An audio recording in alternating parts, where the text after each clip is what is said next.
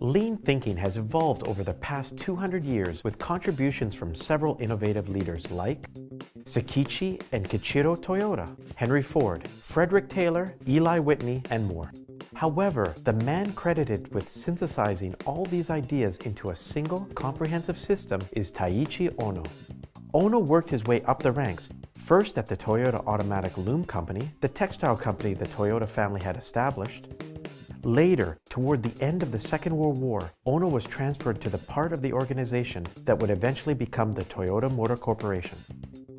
There, he started as a production engineer and began to analyze waste immediately.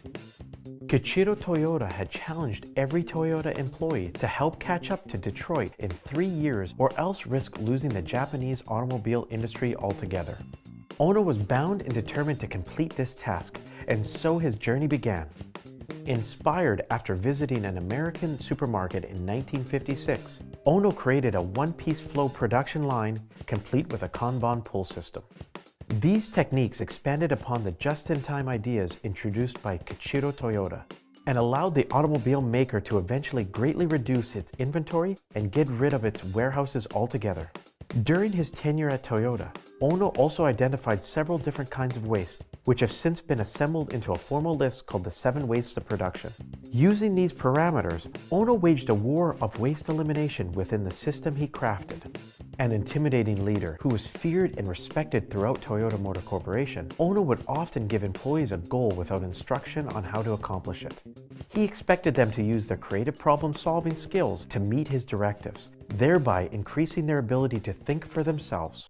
Once he walked into a warehouse and told the manager to get rid of it.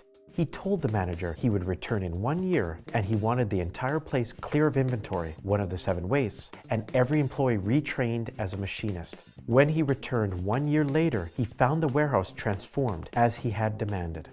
Ohno had to be strict. Material shortages and devastation from World War II left Toyota with little resources and a difficult economic terrain. The war's end had seen the leveling of most of Toyota Group Works' production facilities, and these had to be rebuilt slowly because material shortages from war further constricted production capabilities.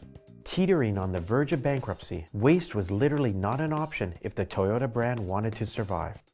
Unable to afford new machinery and technology, Toyota was forced to get the most out of their aging equipment and to rethink how to speed up production capabilities without spending money to do so.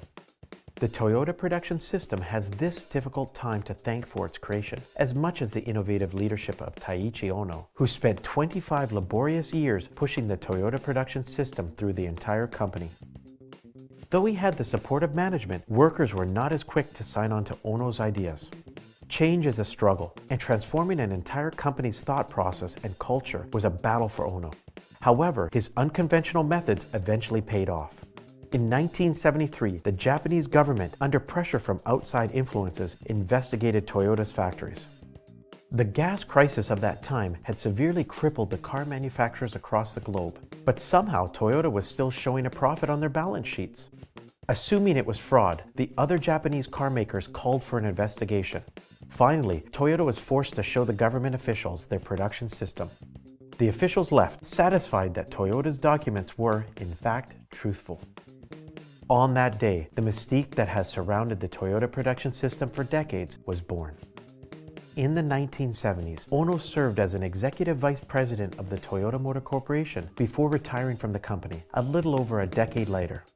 After his retirement, Ohno took the post of president at Toyota Gosei, a Toyota subsidiary and supplier. Ohno passed away in Toyota City in 1990. Still renowned as a great leader and businessman, Ohno is known the world over for his innovations in manufacturing and process systems.